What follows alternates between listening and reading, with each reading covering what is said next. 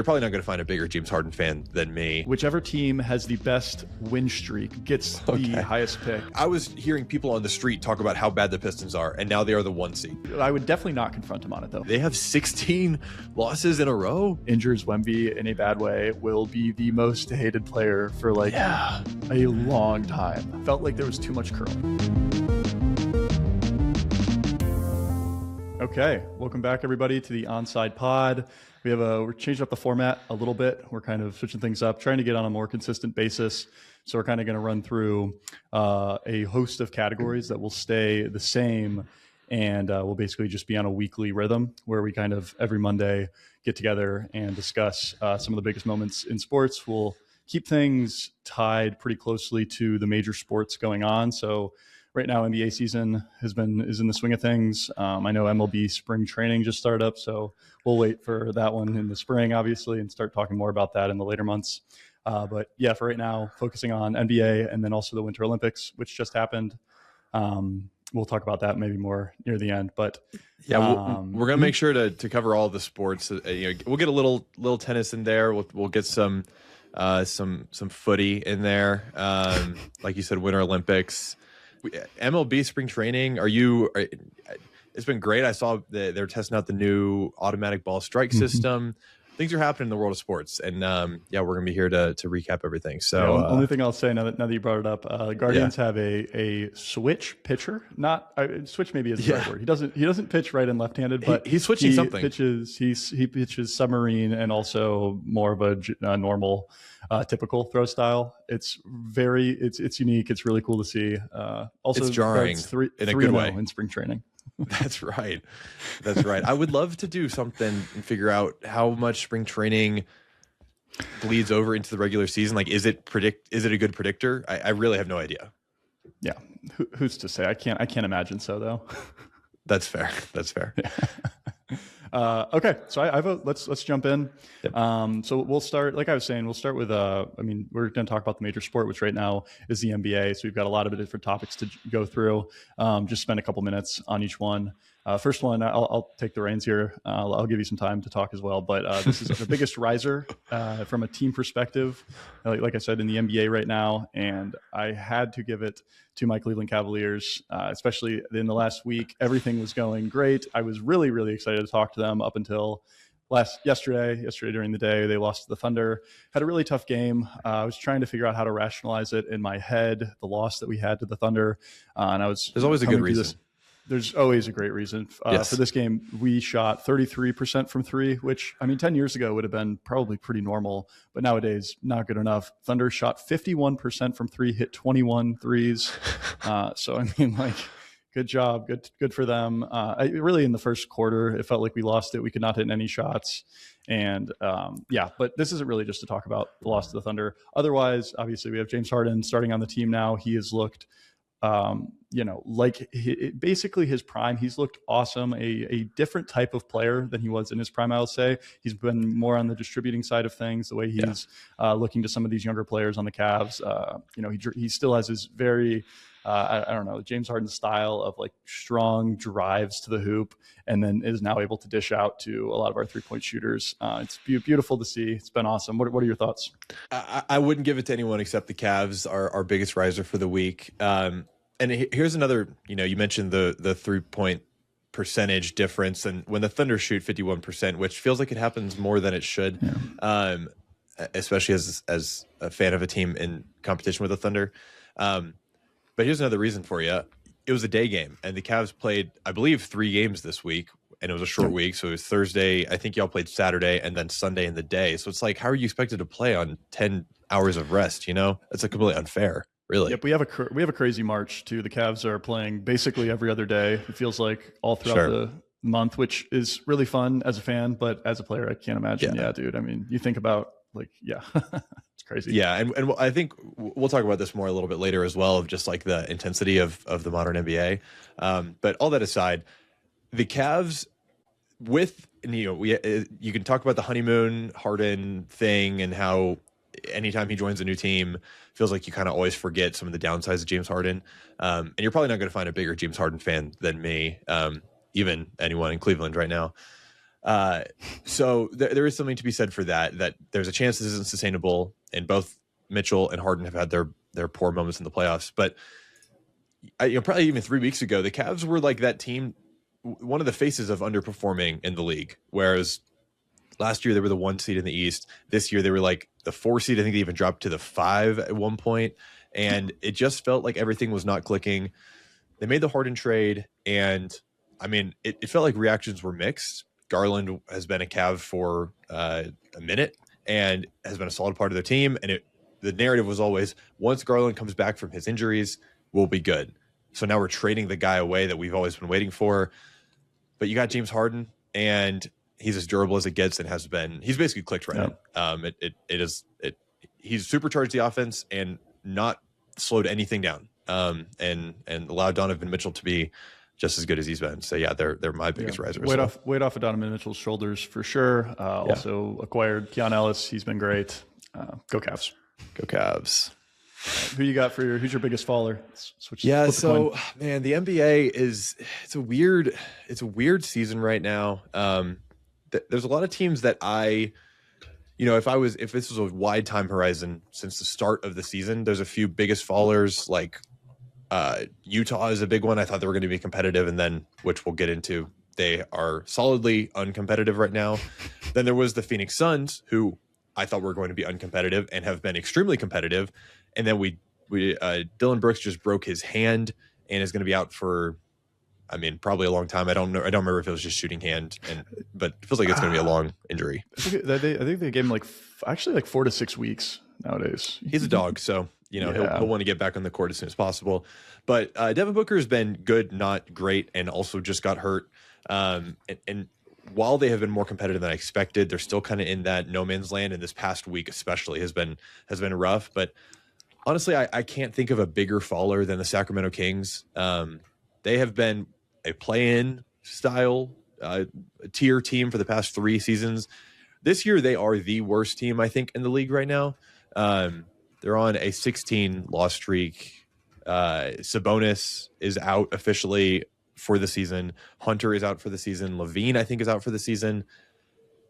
You couldn't even call them that they're tanking. They're just losing, which is the big storyline right now in the league is the tanking. But the Kings are losing, and they're extremely expensive. They're paying a lot of players a lot of money, especially to the guys I just mentioned, Sabonis and Levine. So hard to think of a team I'd rather be less in the NBA than the Sacramento Kings, I think. It's absolutely dire. It is absolutely dire. I wrote down the 3 words were old, bad, and expensive, and that describes the Kings right now. Their roster is old and now broken as well, which is so sad, to be honest. Like Sabonis, I've spoken about him previously. He's one of my favorite players in the league. Yeah, he's just such a dog, and such a freaking workhorse. And it felt like he was one of those indestructible guys that just never goes down. And then this season, we finally started to see it. And then obviously now he's out with knee surgery, and just tough scene. They're in the spot of NBA teams where they are both completely irrelevant, and that has been the case for about 3 years now, since the kind of light the beam stuff, and bad. Not even just like a middling team. And on the irrelevancy piece, completely, this is fittingly an irrelevant anecdote, or not a relevant anecdote, irrelevant metric. But I was playing Codenames, the board game with the words, and you're matching them this past weekend. On the board was Rose, Net, and King. So I, the genius clue giver that I am, gave NBA as the clue. And the guy I was playing with did know Derrick Rose, so we did kind of get that one. But did not know that the Nets were an NBA team, which I can... That's not that surprising. The Nets have been probably the most irrelevant team, at least since they moved to Brooklyn. But not knowing the Kings is a tough one, and I don't fault him for it. I think it's just a good metric of how relevant the Kings are, not just in sports, basketball culture, but sports culture. So there you go. Codenames is a great game, man. I love it. It's also one, you're so right. The clue giver, whatever position you're in, you always gave like a brilliant clue, or the clue was absolutely ridiculous, and there's no there's no way anyone would ever expect to get those words. There's never an in between. It's a fun one though. Yeah. Alrighty, I'll take protagonist of the week. We want to kind of pick like who's the main character of this past week, and I'm going to go away from NBA on this one because I think a lot of the headlines this week were dominated, fittingly, by a performance in this year's the Winter Olympic figure skating event by the American figure skater Alyssa Liu. So she's a really cool story, and I'm kind of just going to recap it real quick here. Yep. So found this out on my little deep dive here. First, she was born in 2005. So I'll just kind of, she won the gold medal and was born 5 years after us. And I'll just leave that there. But her father was a Chinese dissident who came to the U.S. after the Tiananmen Square protests. So wow, another cool wrinkle. Anyway, she was a child prodigy in figure skating.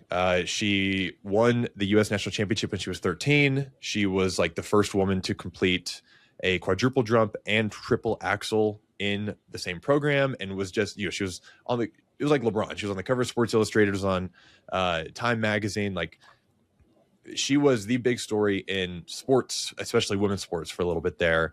And then she had a disappointing 2022, and after that retired. And I think she was at that point like 17. I don't even know if she was 18 yet. And she basically was like, hey, skating's been my whole life. I feel like I've given it my all, and I don't want to skate anymore. Obviously, I think a lot of people were, anytime there's a huge prodigy and it does not end up in the career that you have kind of envisioned for them, disappointing. Then she came back in 2024. She told a story about how she went skiing and it felt like ice skating, and she was like, I got to get back in the rink and sort of skating again. And she, you could kind of tell she just seemed a little bit like lighter. I was watching some of her interviews like before the Olympics, and you could tell she wasn't approaching skating with the same kind of, like, she had been brought up in this and there's so much expectation heaped upon her. And then her performance in, I believe it was the women's short program specifically, was one of the coolest I haven't watched a huge amount of figure skating, admittedly, but it was one of the coolest figure skating performances I've seen. There, she was so, I don't know what's the right word for it, better than like light and moving around the rink with so much elegance. And they're all elegant, but this was just like a cool kind of a step above. She had her own she had her own taste on it, exactly. It wasn't, I feel like it's hard in a sport like figure skating where it's very, sometimes can come off like very black and white. Like, okay, did you do the triple axel? Yes, no. All right, now we move to the next move. Mm-hmm. Did you do this? Yes, no. And hers felt like it had character and some more pizzazz to it that I feel like is oftentimes missing from these routines. I think, it's a good way to put it. I don't have all the best words for it, but it was just such a cool thing to watch. You could tell she was so excited to be there, and then she did win the gold medal. And yeah, some of the pictures and just like quotes coming out, her other competitors were clearly excited for her, and she seems like just kind of a little bundle of joy, and I'm excited. So that was my kind of main character of the week here. Yeah, no, that's an awesome one. I mean, I think the thing that stuck out for me the most is figure skating feels very like you have to fit into a box to be a figure skater. I was telling you earlier this week I watched I, Tonya for the first time, so which is a movie about figure skating, and it's a good one for sure. Yeah. It's a fun watch, but so I guess I was probably a little bit biased since I had just seen that film, but nonetheless, she gives off a vibe of like very counterculture to the figure skating world, and I think it's just really cool to see that type of character get rewarded. Yeah. On the flip side of this, we have our villain of the week, who was kind of the player, coach, team, whatever thing that was the antagonist of this year's week of sport, or this week of sports, excuse me. And I think the main thing that was dominating discussion was just like the NBA state of the league. This is everything from tanking. We had the KD tweets. We had the teams trading for big players, and then those players immediately sitting. Injuries, like it has not been the NBA has not been showering themselves in the regular season, at least, with celebration. I don't know. No, the NBA PR is always seems to be really poor. Like, I don't know, like the coaches and the GMs always get way more press than I feel like they should. Yeah. And Adam Silver's also on the front page a lot, and it's just so strange because I feel like in other sports we don't see that nearly as much. We talked briefly about tennis. I'll throw that one in the limelight right now. You almost never hear about the coaches of tennis players, even some of the super prolific ones like Nadal and Alcaraz's coach. Like you just don't really, there's way less drama involved. Usually the only drama is because someone's coach is their father. That happens in men's tennis very often. Right. Then that's like, okay, you kind of asked for that one. But nonetheless, it feels like a lot of times the management of NBA teams gets a lot of talk, and then obviously with the fines coming out, last week against who's that? Was it the Jazz? And it was the Jazz and the Pacers, which the Pacers, that's right. A weird one because the Pacers, I think, kind of have been really trying, even with Halliburton out, and have just not been winning. But maybe I'm missing something there. Anyway, I think you're right about the NBA PR. They need to learn something from the NFL. It feels like the average sports fan is just has so many good things to say about the NFL, even despite all the very obvious problems you could have with the NFL off the court with, the brain injuries and the things the players get into, which I'll leave it at that. And then the average sports fan is just like, well, the NBA players are divas, and that's kind of what you hear.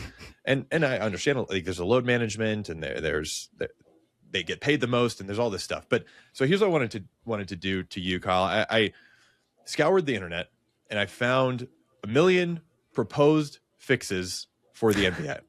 Yep. And I wanted, if you were the NBA czar, if you were in charge of the league, and not just Adam Silver, you were also the czar of all the owners. You can unilaterally pass whatever. I'm going to run through a few, and you kind of just tell me what you think would be the best. Okay.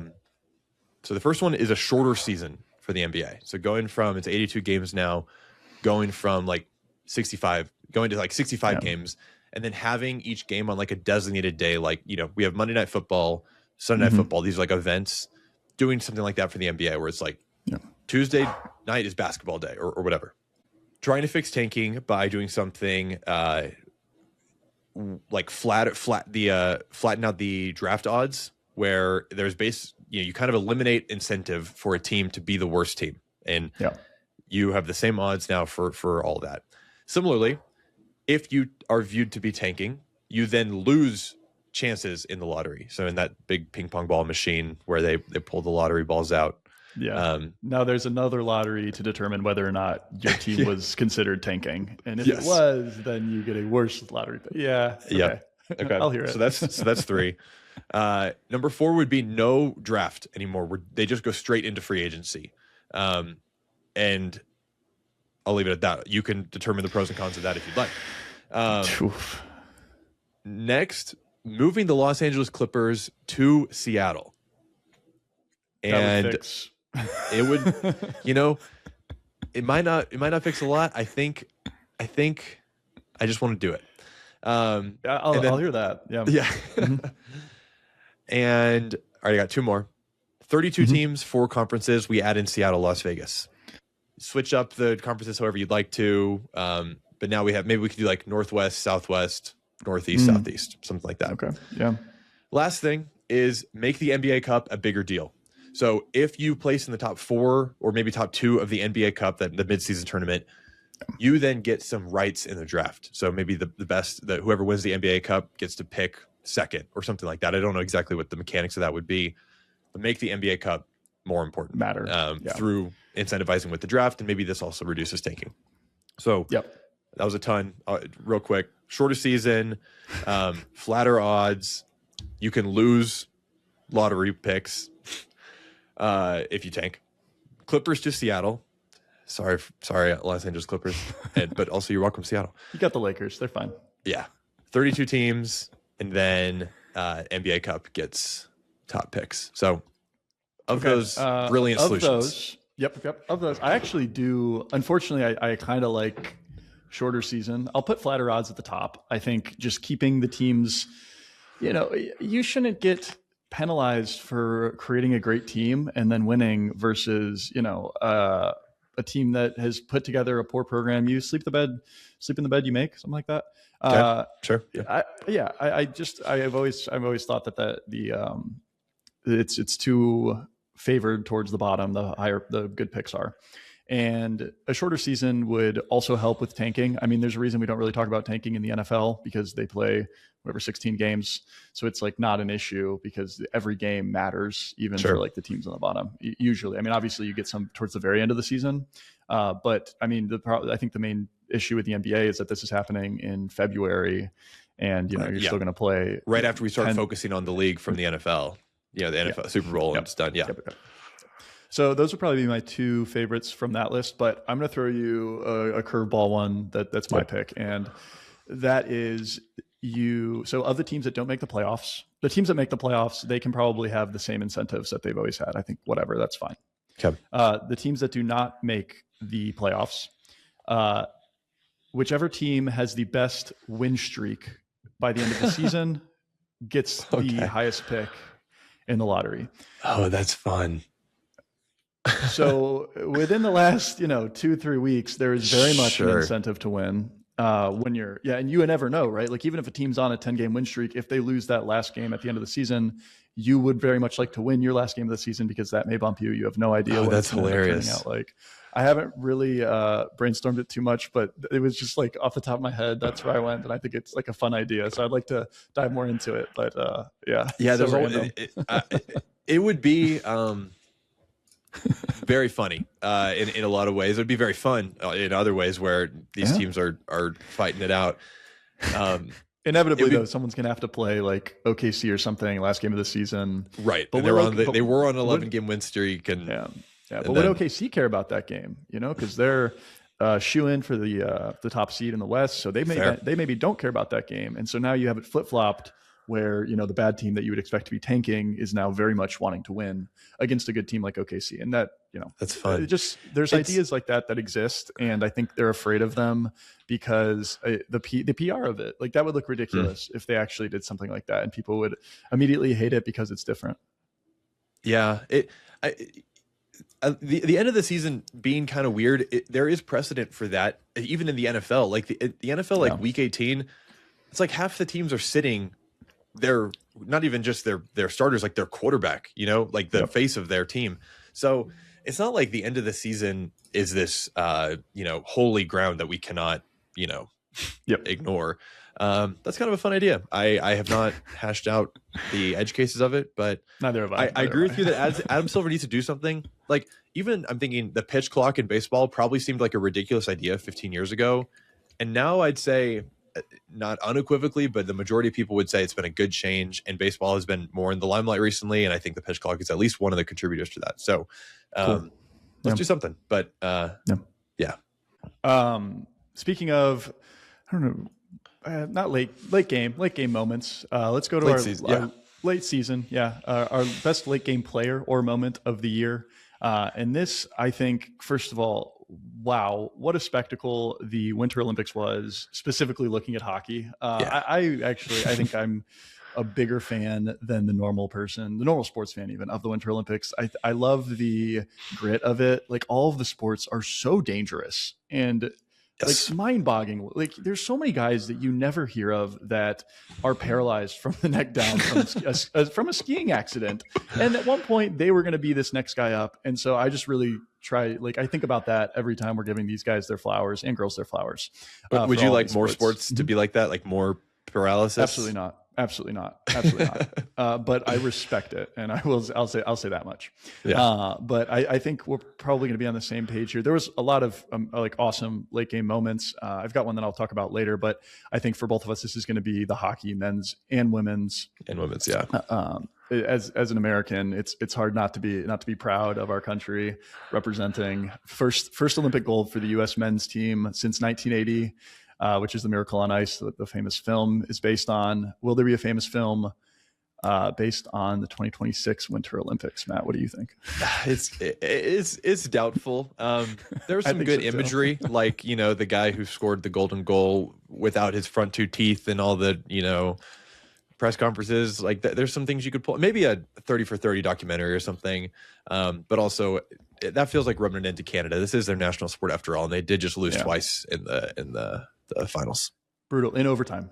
Yeah. Like But yeah, so it was Jack Hughes was the guy who scored the final goal for the United States. I think also worth mentioning the USA goaltender Connor Hellebuyck. Apologies. Yeah, I didn't realize he's really. Yeah, I also don't. Hellebuck, one of those. Yeah. Surely, and he's known as like maybe the best goalie in the NHL. I think he's been the past couple of years, and so I think obviously he had a phenomenal game. He had that. He was picturesque. Yeah, the MVP of the game. I don't know if that's true, if they even hand that out for the Olympics, but it felt like he would have got it. And did you there's the picturesque moment near the end. I think it was the end of the third period where he had the save with like his stick. So cool. Which basically forced overtime. And before that, the United States had survived a 5-on-3 power play for like over a minute. And Canada's team was, at least on paper, solidly more dangerous. Both Nathan McKinnon and Connor McDavid were not healthy. enough. Fairly healthy too. I know they didn't have Sidney Crosby. He had been hurt for the past couple games. But I mean, their whole team is made of, some of the best players in the NHL. And crazy. Yeah. And then a similar overtime, victory for the United States in the women's. Less of an upset, I think, there. The United States already beat Canada in the group stage pretty handily. But yeah, Megan Keller scored. You texted me about it. It was basically like a sham god, like from the NBA in hockey. Yeah. So cool. It was really cool. Like the one-on-one aspect of it. I like the 3v3 overtime rules. I don't know if that's a new thing or not. I'm pretty ignorant in terms of hockey, but it really, the format of it is very cool. And I feel like, you put your 3 all-star best players out there and let them duke it out. And because of the substitution in hockey, like you can still swap players in and out fairly frequently, but now the cost, it's much more dangerous to make the substitutions, which already is a concern in hockey. And then it's just a whole nother layer to it. Hey, maybe this is what the NBA needs. Maybe, final 10 minutes, it's 3v3. Dude, who was I think an ex-player recently, it might have been, I think it was Paul Pierce. He has a podcast where he was talking about basically, I was thinking the same thing, man. More sports podcasts. But he was saying basically having an LED projection for the 3-point line. Okay. And you turn it off when there's like 5 or 10 minutes left in the fourth quarter. Like the opposite of those carnival games where the basket counts for 2 and you're shooting and then it moves back. Like the Papa shots. Yeah, I could be butchering it, but I think that was the idea, was to turn it off for the late game, which I feel like would have the opposite effect, because during the late game is like when you want to see a crazy comeback, and when I think that's fair. You want less of the fouling and grinding to a halt. Yeah, and like more maybe they score foul changes. because they're trying to avoid the 3. So maybe there's something there. Yeah. Anyway. Yeah. Anyways, I appreciate the ideas though. I like discussing crazy sport rule changes. So in our vibes MVP category, a few guys I'll call out Jared McCain. It feels like an instant addition to Oklahoma City. I was texting our friend Clark of the Goatcast, also on a friend of the pod, and he's an Oklahoma City Thunder fan. And I was basically telling him, like, I am as a Denver Nuggets fan, one of the other contenders in the West, not happy that Jared McCain is going to Oklahoma City. He's not like a superstar or anything, but just one of those great players that Oklahoma City are smart enough that they're going to use well, and he's already fit in both on the court and also off the court. Like, he's a very friendly, good-natured guy. The Oklahoma City team is young and good vibes. So good vibes there. Yep. Kevin Durant, we have worth mentioning, least valuable vibes guy here. What would you do if you're Jabari Smith Jr., Kyle?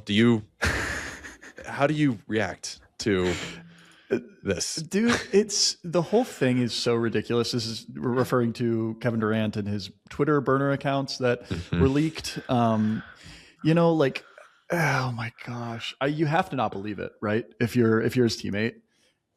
Oh, but you do. I mean, you do. Even if you have to not, you do believe it. Yeah. I would definitely not confront him on it, though. I honestly think so. If I was his teammate, I would, I feel like you can convince yourself of things that aren't true in life. Okay. And this would be one of those things that I would seriously just throw under the carpet, never talk about it, never discuss it, and move on. And I guess just go on a long walk or something and and pretend Yeah. you forgot. And remember that he's like one of the best scorers in NBA history and be like, all right, you know what? But dude, I know from like the mental aspect of it, like you give him the ball with, 10 seconds left in game 7 of the first round of the playoffs. And you're like, does this guy have the confidence to make that shot? It's like, oh my gosh, man. Yes. If Jabari Smith Jr. misses a big shot in the playoffs this year, we're going to need to send some mental health specialists to his locker room. But my actual vibes MVP, Debonsa, the AJ Debonsa on BYU, he played 40 minutes, which is in college basketball, the entire game, in a win over number 6 Iowa State. They beat him by 10 points, 79-69. Debonsa had 29 of those 79 points. He also had 10 rebounds and 9 assists, so almost a triple-double. And right now, a lot of the college basketball, at least draft, top player prospect discussion is about Debonsa and then Darren Peterson, who's kind of been the runaway number 1, but has been doing this weird load management thing, which is not really that common in college basketball. And they're not sure if he has some lingering health thing or if he just, learned from his NBA friends and doesn't want to play. But basically, Debonsa has positioned himself as the exact opposite of that and is like a do it everything on the court guy for a team. The BYU is a good team, but he's not in the kind of more stacked cast that Peterson is in on Kansas. And I just think this guy's awesome, and I think he's going to be the number 1 pick. I think teams are going to look at what they're both doing, and even though Darren Peterson is clearly an extremely gifted, guy, they're going to want Debonsa in their locker room. So he was my vibes MVP of the week. Awesome. It's a fun pick. Yeah. They're giving college basketball a shout out. That's right. Yeah, I honestly, admittedly, have not been keeping up as much. I know I checked in a little bit with the Duke Michigan game that happened this past week where Duke took it, and Cameron Boozer seems like another one of those top guys that looks he's awesome. Yeah, cool. Peterson's not careful. He's going to fall underneath Boozer. Yeah. Do you think, I don't know if you're I'm sure that they care at the end of the day, but like not even from a monetary perspective. I'm sure it's more of just the mentality of it. And, you want to be the number 1 pick from more of a legacy perspective, probably. Yes. I think that's right. I think Peterson feels like one of those guys that he would kind of care about where he gets picked. I mean, I'm not in his head, but it feels like that. Yeah. All right. Let's throw it back to the NBA a little bit, and the team or player that you're watching the closest. I really like the Wolves here as just such a sometimes confusing team. We're notably relatively quiet during the trade deadline when it felt like there was rumors about them getting Giannis for a minute or making some sort of big trade, like trading their whole team besides, like Ant and Julius Randle for getting Giannis. Like there's some other crazy trade rumors in there, and obviously didn't pan out like that. But nonetheless, the Wolves they're up there in the West. I think maybe sitting at like 4th or 5th, and I think it's 4 last I checked. Yeah, and it feels like the last 3 seasons it's kind of been the same story where they have the pieces. You could make the argument they have the pieces. They have a deep roster. It feels like they've got a lot of guys that can play legitimate minutes for their team. But nonetheless, man, it's like you just have to be keeping an eye on them and seeing just if they're going to end up, taking over that spot from Denver or the Spurs and becoming, that 2 or 3 seed where I think they would really like to be. Being in that 4 spot is really tough. And so, we'll see what happens. Yeah, they're such a weird team. First, I did just look. They are 6, but they're a half game back from the 4 spot. 4, 5, 6, and honestly, Denver at 3 are all like within 1 or 1.5 games. So tight in there. The Wolves are such a weird team. Sometimes I watch them. I watch them play Denver or watch them play the Thunder, and they play as hard as any team. Ant hits some big shots in overtime. Gobert it feels like so tough to get around, whatever it is. And then last night they got blown out by the Sixers, and it wasn't even very close. And Ant got posterized by Tyrese Maxey, and it's just like, okay, I don't know what to make of this team, but I do know that I don't want to play them in the playoffs. And so kind of just seeing how their season is going to shake out, whether they like you said, they could go as high as the 2 seed in the West if the Spurs kind of go on a little bit of a fall. Yeah. They could also go into the play-in if the Suns, we did talk about them being injured, so it feels unlikely, but like they're only 2 games behind the Timberwolves right now. So they have this guy who thinks he's the best player in the league, and Ant, and not crazy to think that. And they have very solid depth. They did not do much at the trade deadline, but they did get Dosunmu, who's been a very solid off the bench kind of shooting guard. Wherever they end up will be one of the more the bigger factors, I think, in how the Western Conference shakes out. If I'm the Thunder in the 1 seed, I do not want the Timberwolves to be the team coming out of the 4-5. Yeah, but so I guess the options are running through my head. I mean, that the 1-4 matchup is going to be a heater because it's going to be OKC versus likely Denver or the Timberwolves, and so it's really going to be. That's probably right. That series is going to be really, really tight. Yeah, right. I mean, who knows? But and then that 2-3 matchup, I really like the Timberwolves versus the Spurs. To be honest, I think that matches up well. Like Rudy's one of the few guys that can kind of hold his own. I mean, he's huge and he's tall, and he's played with Wemby, or played against Wemby. They're both French. Yeah, Right. So I actually like their matchup there. And so I think if they're able to get in that 3 spot, they have a really solid chance of getting out of the West. But if, it all just depends on how the end of the season goes. Hence why we're watching them closely. Exactly. An honorable mention here for Cade, putting together basically at this point an MVP candidacy. I think it's worth mentioning, especially SGA looks like he's going to miss another week. Jokic can't really miss any more games to fall underneath the 65 game threshold to be eligible for MVP awards.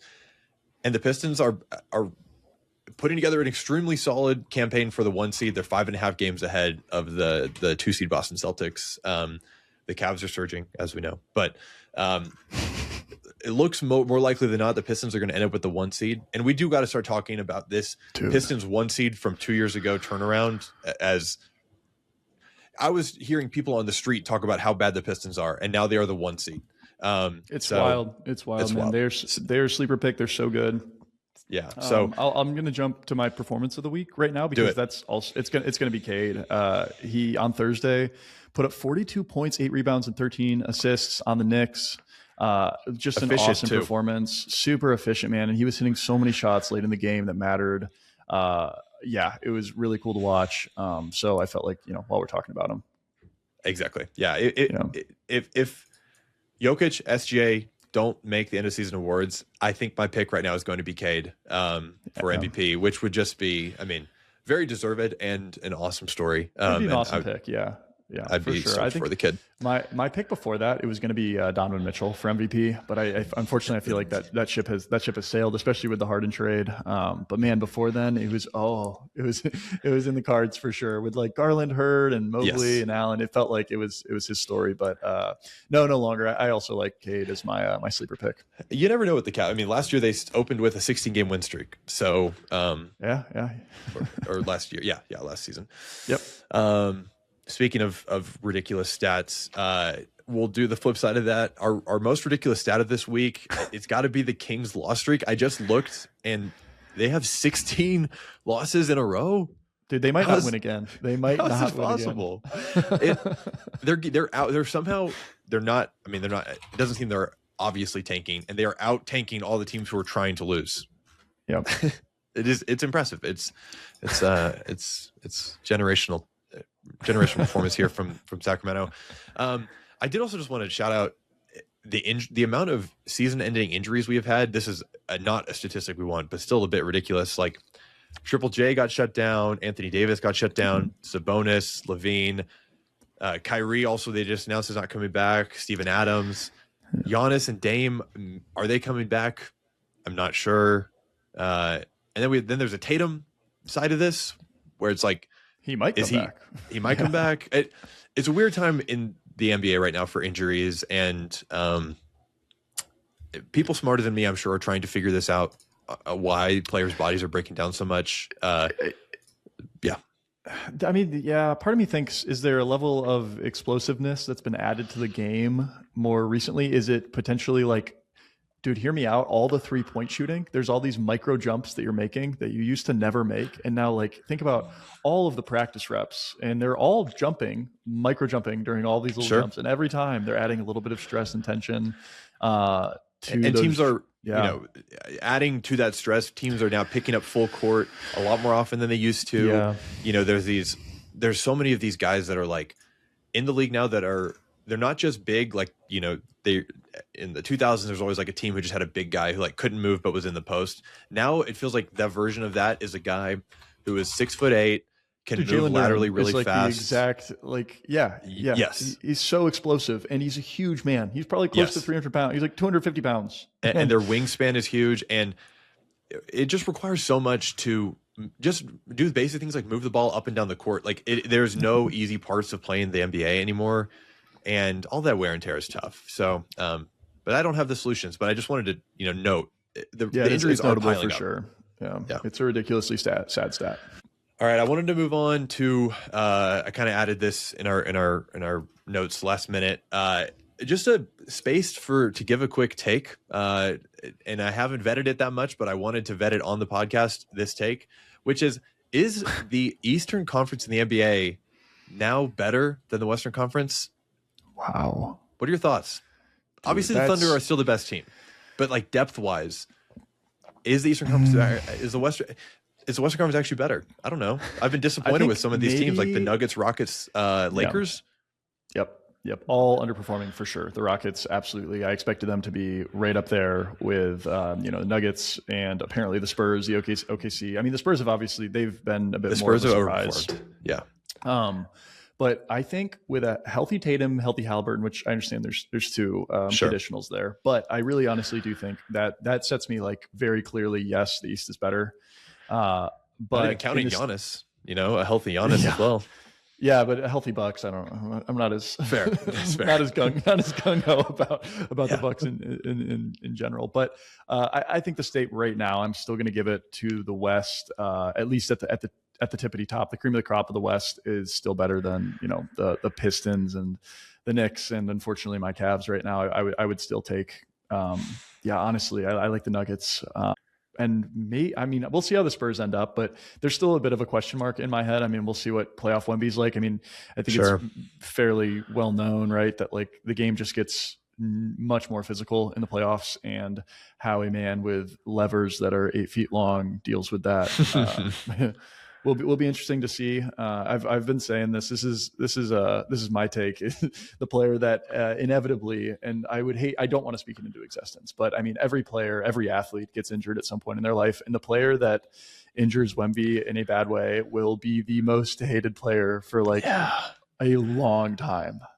Yeah, that is really do not jump into Victor Wembanyama's knees. No, dude, it's gonna be. Oh my gosh, I never want to speak anything to an existence, but I just picture those jump shots, and people like land on another player, and his feet are so big. They're huge. His feet take up like 2 actual American feet. And so I'm so every time I watch him play, I'm so nervous. But man, he's such a player, and yeah, but I don't know. At least for me, I'm giving it to the West. What you're giving it to the East right now? You think the East has a better? No, depth, I just think I think the discussion's worth having. I looked at for the first time in a few years. Exactly. I looked at the combined standings and of the top 8 teams for our East, for our West, which if I would not have predicted at the start of the season, and have been, and injuries play a factor here, but I have been disappointed with some of the 3 through 6 teams in the West, and more impressed with the 3 through 6 teams in the East than I was expecting. But in our performance of the week, I think I liked your Cade note there. I wanted to also mention the Carlos Alcaraz winning the Qatar Open in the finals. He beat Arthur Fils 6-1, 6-2, which was, I think I saw something. It was the least points scored by a player in a final, in a final since 2008 or something like that. ATP. I can think of the acronym. And worth mentioning, this was not a small tournament. I mean, Sinner lost in the quarterfinals to the guy who Fils beat to get there. Medvedev, as he seems to love doing, lost in the round of 16, got upset. Not a small tournament, and Alcaraz stormed through it and is the ascendant number one right now. So yeah, did you manage to catch the last point of the match? I didn't watch it specifically. No. Okay. The very last point of the match, this was actually the only point of the match that I watched. I saw a clip of it.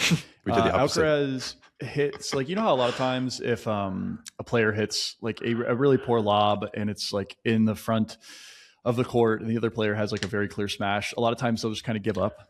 Yes. And he does that. He kind of like gives up a little bit. And then at the very last second, right before Fees is about to hit, Alcaraz just like picks it up and like split steps and then sprints to where he guesses Fees is going to hit it. It works and he hits a winner cross court. It was unbelievable. And that's to awesome. Win the match. That's and awesome. Dude, I think he's French. Yes, the Frenchman like was just like starstruck and like that's laughing. Demoralizing. Dude, Alcaraz was too. Alcaraz looks far and away the best, dude. It's wild to think, man. Like after we've had such, like with Djokovic being probably the GOAT of the sport, as soon as he's done, we now have like the next guy that is it's 22 years old and has 11 majors. I think majors being the Grand Slams. I think he's got 7. Yeah. Is it only at 7? Why did I swore? Okay. I could be, yeah, that also sounds better to me. But nonetheless, it's 7. Insane for him to be 22 years old and have 7 majors. It's insane. 7 yes, insane. He's got more than both Djokovic and Federer had at this age. Nadal, I think had maybe one more because Nadal started a little earlier, but yes. Still, so anyways, I don't know. It's just cool to see like this next guy and to see what he can do. It's fun. Tennis He's maybe awesome. the most exciting athlete in the world right now. Absolutely. Yeah. Him and Wemby. I'll give Wemby a nod. Him and Wemby and Kane. Game of the week. We kind of talked about, it was a short week for the NBA. The Celtics kind of wiped the floor with the Lakers last night in Los Angeles. And it was a lot of Celtics bench players that kind of popped. Knicks had a big comeback to beat the Rockets, but I kind of chalked that one up more to the Rockets losing that game. Unfortunately, just some really poor crunch time fourth quarter possessions. And then the Nuggets dropped 157 points on Portland. Crazy. So that was just to kind of blink at your phone when you see that. What was your game of the week out of those? Yeah, it's going to be the Celtics. This is kind of going back to your East versus West argument. I mean, who would have guessed at the beginning of the season, with the Lakers having seemingly healthy and thinner Luka and the Celtics not having Tatum, that, the Celtics would blow them out in Los Angeles by 20-something points. It's like, what? Yeah, and looked the part too. Like Luka was trying hard. Reeves was playing. It's not like this was a Jaylen Brown was just waiting for his time, man, and now he's got it. He's a star of the team, and he's a baller. We'll see. Should we talk about him in the MVP conversation here? I wouldn't want to. Cool. Yeah, I'm fine with. We can move on past that too. But I just, should we? I guess. I mean, they're sitting. Are they sitting? They're number 2 in the East right now. They're number 2. Crazy. Yeah, I think 5.5. I said it earlier. 5.5 behind. Yeah, gosh, I wish a Jaylen Brown MVP was in the cards, but I unfortunately, it's not.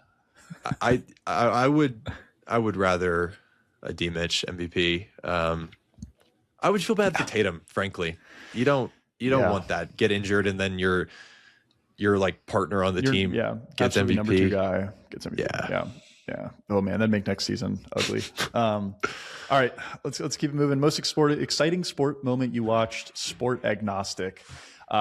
This was an awesome moment to watch live. One of the most surreal moments I've seen live, to be honest. This is probably my number 2 moment from the Olympics that I saw live. Number 1 was probably the women's skiing. That was my favorite moment. Or sorry, not women's skiing, women's hockey. The US women's hockey. Yeah. But that was my favorite moment. This was the most exciting. It was the whole final run of the men's free ski big air competition.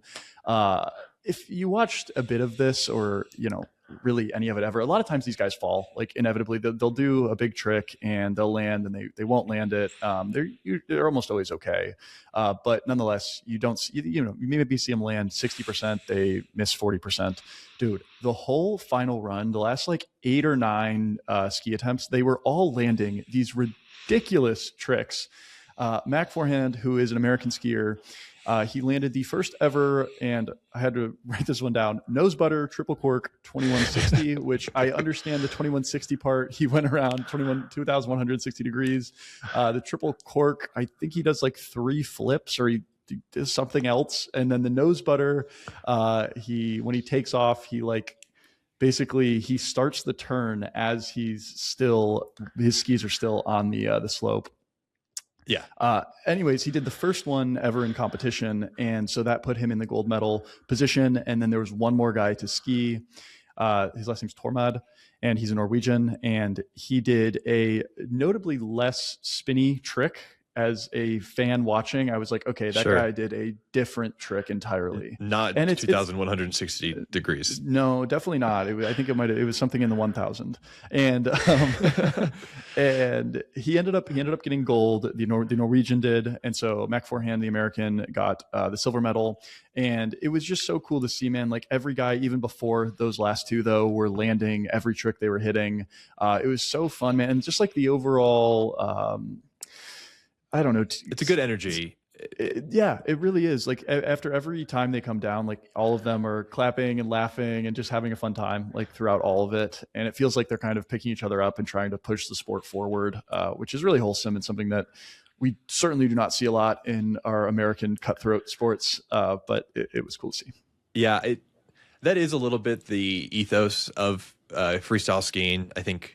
Generally, but this was also the biggest moment for it. So you could easily, imagine like, hey, these guys who are normally boys off the competition, off the Olympics final stage, now are taking this, super seriously in cutthroat. But like a lot of the ethos is like, hey, we're skiing because we think skiing is really cool and we're doing these tricks. We want to hit these tricks. And so really cool that kind of came through. Also, Mac Forehand, that's a great name. I don't know. It's an awesome name. Yeah. So I actually butchered the guy, the Norwegian that won. His name is Tormod Frostad. So Tormod's his first name. Frostad is his last name, which he has Frost, Frost is in his last name, and he's a skier. Like, come on. Also a great name. Yeah, Mac. Honestly, Mac sounds more like a snowboarding name than a skier name. But dude, you watch these guys; they're like so steezy. Sure, they're bringing really the energy. Man. Yeah, they really freaking are. So, yeah, that was fun to watch. It was a great week of sports. I mean, it was a short week for the NBA, but we got to finish out the Winter Olympics. Honestly, I feel like the Winter Olympics got a lot of, most of the time, great coverage in. Sometimes, the Winter Olympics, I remember Beijing 2022 happened, and I remember feeling like it kind of came and went, and maybe it was just me, but I missed a lot of it. I feel like this one got a lot of limelight, which to your point earlier, it's a lot of the sports are extremely exciting. Yep. Kyle, what did you watch? Oh, sorry, go. No, I got one more comment to say about the Winter Olympics, and yes. it's a hate comment, and it's that I felt like there was too much curling, and I'll put that on the record. It is curling. It is curling all the time. It's like the curling channel. So my theory is that curling is an event where they are constantly playing. So they're like on a timer. There's like a clock that each team has that they have to stay under. And so because of that, they're basically always throwing. And so I think that makes for good TV because they're constantly playing it. Whereas most of the other winter sports are, a ton of prep time and setting up and waiting. And then the event, like you think about speed skating, the events are sometimes, in a matter of over in a matter of seconds, but the amount of preparation, you got to sharpen the skates, you got to prep the ice. It just all takes so long. So they just end up having curling on the entire day. Yeah. I guess it's always, instead of watching the freestyle skiers wait for the next guy to go, you'd rather watch the curlers get their stones going on the ice or something. Maybe the matches are really long too. That also seemed to be the case. And they did they're doing a whole round robin tournament for everyone. And so there's just like a lot of matches going on. I think that was it too. And so, yeah, it's kind of like swimming. Like there's just so many swimming events that I feel like swimming is kind of always on in the Summer Olympics. Swimming's great. Very exciting. I'm glad it's always on. But it did feel like the curling channel with some extra sports mixed in. No hate to curling. It's fine. Yes. Yeah. And you always get it's always fun to get the takes like, oh, what Winter Olympic sport would you do if you could do one? And everyone will always inevitably be like, well, I'd probably do curling because I don't ski very well. Yeah, it seems That's the most always doable. But I think getting a normal person out there to do it would be funny because they would, number one, fall, and number two, like they do a really good job of not hitting the stones like with their feet. They're stepping over it so smoothly. That's the thing that struck me. I was like, how have none of them erred? It's crazy. And if you've ever played shuffleboard, I mean, you know it is not going to be pretty if the average person was out there. So, as ever, our hubris as humans will be the death of us. But other than sports, what'd you watch this week, Kyle? Do you I've got a really fun one. Go for it. So during. Yeah, I watched this over like multiple nights. I'll turn it on, watch an hour of it. The reason I prepped with that is because this is a 4-hour documentary. The title of it is Belfast, Maine, which is also a town/city in Maine. The director, his name is Frederick Wiseman. He actually died this past week. And so I think this happens with a lot of artists, which I consider, a movie director in the same breath as Pablo Picasso, or he's an artist. And I think that a lot of times when we see artists pass away, it's sometimes a nice way to you like to go back and sort of take in some of the things that they've created. And so I did that. I never actually heard of him, but I saw something on Twitter about it, and so I found a way to see one of his documentaries. He mostly does very like raw style documentaries, and that's what this is. And so Belfast, Maine, it's basically just a story, or not even a story. It's a documentary of the city of Belfast and the jobs and just the life of the community. And so it goes through like various people working their everyday jobs. It's very mundane. It's like one of the ones that stuck with me the most is there's a judge that's in a courtroom, and he just goes through like the different cases that they have for that day. And they'll be like so random. It'll be like, here's a guy that stole a piece of wood from this other guy's woodshed, and you have to return it or pay $100 fine. And it's just like interesting seeing the people in all walks of life that come into the courtroom. But then, you'll do that. And then in the next scene, you'll jump to this hunter who is a Saturday, and Wiseman, and like it's probably just him with a camera and maybe a sound guy, and they follow this guy out into the woods and go just record this guy hunting out in the woods. And it's just like that's like maybe 2 minutes of the whole documentary, and you're like, that was probably a full day of filming, and it's 2 minutes of this 4-hour documentary. And so you just like start to appreciate everything that went into it. And I mean, it just is all encompassing. It's really a spectacle to see, and a pretty like relaxing watch, I'd say. I love that. Did you get the sense that it was a certain inspiration or reason for making? Was he from Belfast, Maine, or knew someone from there? I did look up, so he is from Maine, and I think that was probably what made him stumble across Belfast. And Belfast just seems like a normal town, a normal American town, and so that was probably the inspiration. But I'm not sure. Who am I to say? No, that's cool. A slice of life done well is a beautiful thing to portray. The thing that I watched was a movie which was almost the diametric opposite to that. So it's called Good Luck, Have Fun, Don't Die. And it was like so the story is a guy is from the future, and AI has taken over the world in that future, and he is back to get a team of people to change the future. And their goal is to shut down the AI. He goes back to the time when the AI is like about to be created by this 9-year-old boy, and they're supposed to put in basically like a kill switch, more or less.